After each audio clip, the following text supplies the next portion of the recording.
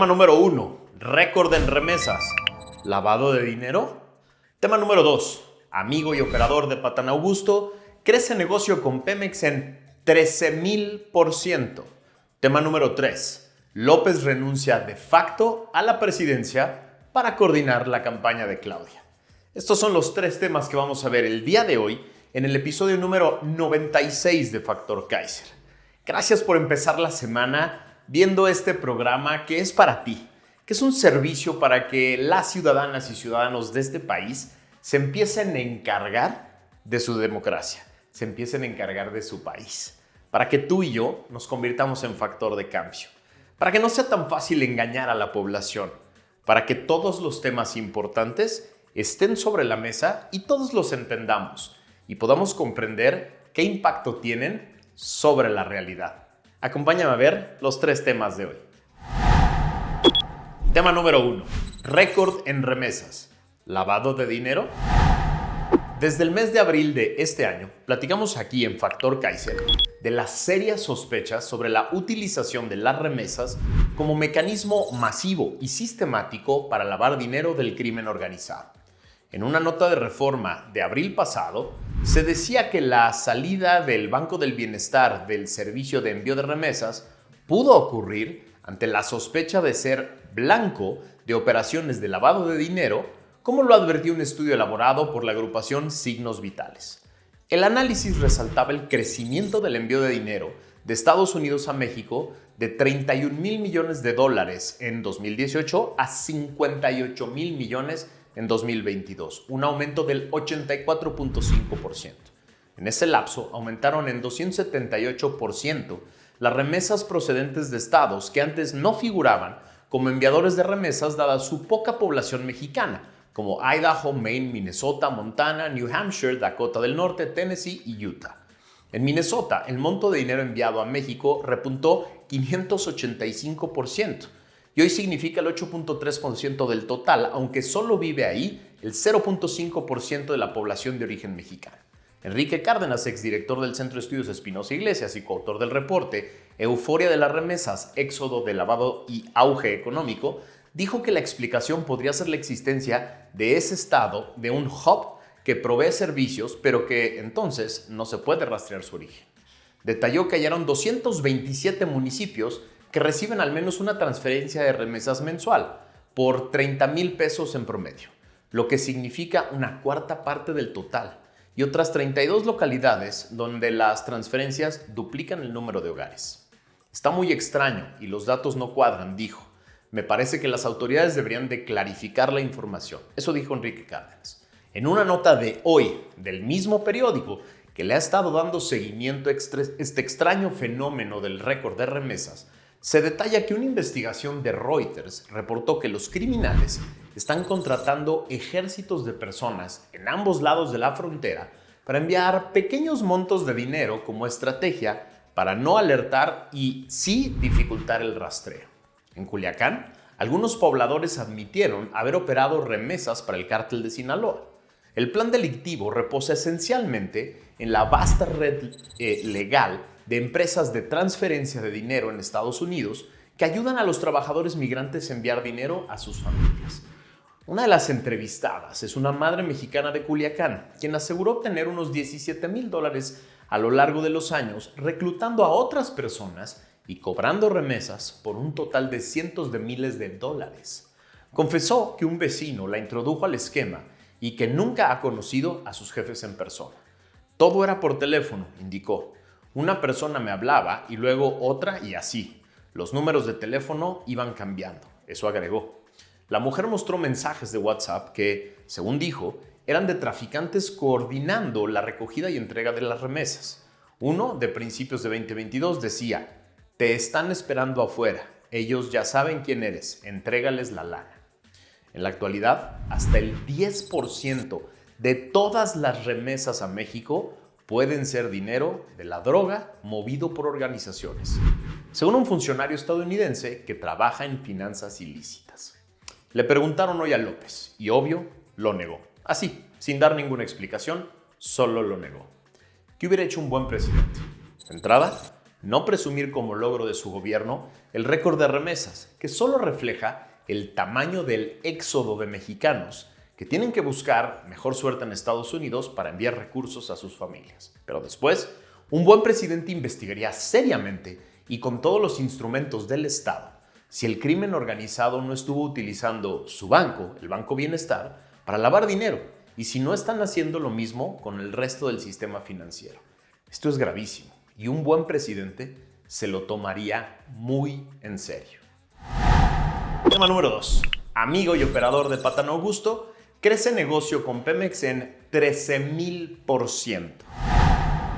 Gracias a una nota de Animal Político de hoy, nos enteramos de que el operador de Patán Augusto López, el señor Daniel Flores Nava, desgraciadamente fallecido en un accidente aéreo a finales de julio, era director de una empresa que se llamaba Proyecto Industrial de México SADCB. Una empresa creada en 2011, que solo vendía equipo de protección y hacía reparaciones en la refinería de Salamanca en Guanajuato durante el sexenio pasado, pero que con la autonombrada Cuarta Transformación creció de manera exponencial. Sus ganancias aumentaron en 13,000%. Si escuchaste bien, 13,000%, gracias a adjudicaciones directas para construir la refinería de Dos Bocas. En 5 años del sexenio de Enrique Peña Nieto, del 2012 al 18, la compañía participó en licitaciones públicas y apenas logró 196 millones de pesos. Apenas. Pero en los primeros 3 años de la administración de López, sumó 27,000 millones de pesos en contratos con Pemex, sin siquiera competir con otras empresas. De ese total, 26,000 millones de pesos corresponden a 4 contratos por adjudicación directa para la construcción de Dos Bocas en Paraíso, Tabasco. Sí, esa refinería que se construye sin licitaciones, sin competencia, sin objetividad en la asignación de los contratos. Este dinero significa el 22% del presupuesto gastado en dicha obra hasta 2021, cuando sumaba 120,000 millones de pesos. El mes pasado, Daniel Flores Nava acompañó en sus actos proselitistas en Zongolica, Orizaba y Córdoba, Veracruz, a Dan Augusto López, exsecretario de Gobernación y aspirante presidencial de Morena. Al abandonar el estrado rumbo a Toluca, Estado de México, el 28 de julio, la avioneta en la que viajaba se desplomó a los pocos minutos de haber despegado. Es decir, el fallecido operador político de Patán Augusto pasó de obtener contratos por 196 millones de pesos que tenía que licitar en todo el gobierno de Peña a obtener contratos por 27,000 millones de pesos en lo que va de este sexenio sin tener que competir. Un modesto aumento en sus negocios de 13,000%, que seguro es el porcentaje de crecimiento que han tenido todas las empresas en este sexenio, ¿cierto? Suena razonable y para nada sospechoso. A ver, te pregunto, ¿qué haría un buen presidente al enterarse de esto? Un buen presidente le haría caso al punto 50 del plan anticorrupción que presentó el candidato electo en 2018, Andrés López, que decía, cito, revisión de contratos actuales con empresas nacionales extranjeras que hayan sido otorgados mediante el influyentismo o la corrupción. Es decir, un buen presidente averiguaría cómo carajos un empresario cercanísimo a su exsecretario de Gobernación aumentó sus negocios con Pemex en 13,000%. Un buen presidente consideraría que el aumento desmedido en contratos dedicándose a lo mismo sería por lo menos un grave riesgo de corrupción para su gobierno. Tema número 3. López renuncia de facto a la presidencia de la República para coordinar la campaña de Claudia. Según el artículo 86 de la Constitución Política de los Estados Unidos Mexicanos, el cargo de presidente de la República solo es renunciable por causa grave, que calificará el Congreso de la Unión, ante el que se presentará la renuncia. López ya renunció de facto al cargo de presidente de la República porque está en cuerpo y alma coordinando la campaña de su corcholata favorita, la simpática Claudia Sheinbaum. Esto no es causa grave y obvio no ha sido calificada por el Congreso de la Unión. La renuncia de facto no es opinión mía. Es una sencilla conclusión de los hechos observables que tú puedes ver, que se pueden sintetizar en 5 pruebas muy claras y muy verificables. 1. López aventó a sus candidatos a la campaña. Él puso la fecha de arranque, él puso las reglas y él mandó los mensajes de disciplina desde su oficina, que debería de ser la de la Presidencia de la República.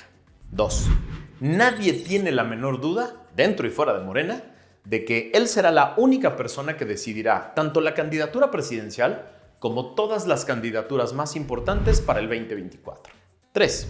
Se ha encargado de disculpar y obviar todos los delitos electorales y dispendios de todos sus candidatos en la campaña, en lugar de instruir investigaciones y auditorías para frenar y castigar esos delitos e instruir medidas de prevención para que no siga sucediendo.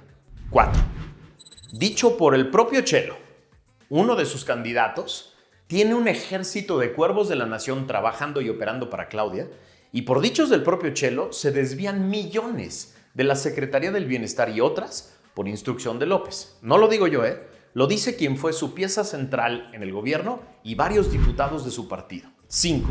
Desde hace más de un mes le ha dedicado horas de su mañanera a atacar a la senadora Xóchitl Gálvez, incluso violando leyes fiscales, con tal de pegarle y cuestionar su éxito empresarial y hasta su origen étnico. Estos ataques han sido tomados por toda su feligresía como instrucción del coordinador de campaña para agredir de todas las maneras posibles a la senadora. Los ataques de la feligresía no solo surgen de esta instrucción, sino que han sido replicados y hasta celebrados por quien debería de ser el presidente de todos los mexicanos. Así, más de un año antes de terminar su mandato constitucional, López ya renunció de facto a ser el presidente de todos los mexicanos y se transformó en cuerpo y alma en el coordinador de la campaña de Claudia, y ya nos demostró claramente que está dispuesto a hacer lo que sea para aferrarse al poder a través de ella. Más nos vale tenerlo muy claro. Te pregunto, ¿qué hubiera hecho un buen presidente? Un buen presidente le habría hecho caso al candidato Andrés López. Cito una nota de La Jornada del 25 de noviembre del 2005. Abro la cita. Con tono de burla y molestia, López aseguró que había una intromisión del presidente Vicente Fox en el proceso electoral del 2006. El precandidato cuestionó que el Ejecutivo ya anda en campaña, parece matraquero, y demandó, con todo respeto, no se meta, ciudadano presidente, no le corresponde. Andrés López debería hacerle caso a Andrés López, que le volvió a reclamar con ese mismo tono y con esa misma vehemencia al presidente Calderón en 2012, que no se metiera en la elección, pero también lo hizo con el presidente Peña en el 2018. Le exigía vehementemente que no se metiera en la elección, que no destinara recursos públicos, que no apoyara a su candidato, que no lo golpeara a él como candidato. Es decir, el eterno candidato Andrés López le exigió a 3 expresidentes anteriores que renunciaran a la pretensión de imponer a su candidato. Les exigió de manera muy vehemente que no se metieran en la elección. Les exigía no destinar recursos públicos. Les exigía no atacarlo, no golpearlo, no espiarlo. Les exigía muy vehementemente que cumplieran la ley, que se mantuvieran al margen. Le exigía al INE, en ese entonces, en algún caso el IFE, que pusiera orden, que los sancionara, que los regañara. Bueno, fue tanta su exigencia que en el 2006 el Tribunal Electoral del Poder Judicial de la Federación sí puso en su informe para declarar la elección válida en favor del presidente Calderón que el presidente Fox se había metido en la elección y había puesto en riesgo la legalidad de la elección. Eso dijo el tribunal, reconociendo que López tenía razón, que los presidentes no deben meterse en la elección, que los presidentes son presidentes de todos los mexicanos, que deberían de gobernar para todos, que no forman parte de las campañas, que no pueden utilizar recursos públicos para promover a sus candidatos, que no pueden utilizar recursos y plataformas públicas para atacar a candidatos de otras alternativas. López tenía razón. Eso haría un buen presidente, hacerle caso a López, mantenerse al margen, alejarse del proceso electoral, dejar que la competencia se haga por la vía institucional, dejar que el INE sea el que ponga las reglas. Pero no, López ya renunció a la presidencia y ya se convirtió en jugador, en coordinador de la campaña. Ya lo dejó perfectamente claro. Tú y yo ya no tenemos presidente. Todos los que forman parte de la feligresía de Morena tienen un coordinador de campaña que hace las veces de presidente. Nosotros vamos a tener que luchar por tratar de superar por la vía democrática esta injusta forma de intervenir en la campaña. Gracias por haber visto este programa. Como siempre, te pido que te suscribas aquí abajo y que me ayudes a compartir esto por todos lados, porque es la única manera de empezar a generar conciencia. Es la única manera de empezar a despertar a todos aquellos mexicanas y mexicanos que están dormidos, que creen que las cosas van a suceder como por arte de magia. Es la única forma de activarnos todos, de convertirnos en factor de cambio. Gracias por haber estado aquí. Nos vemos la que sigue.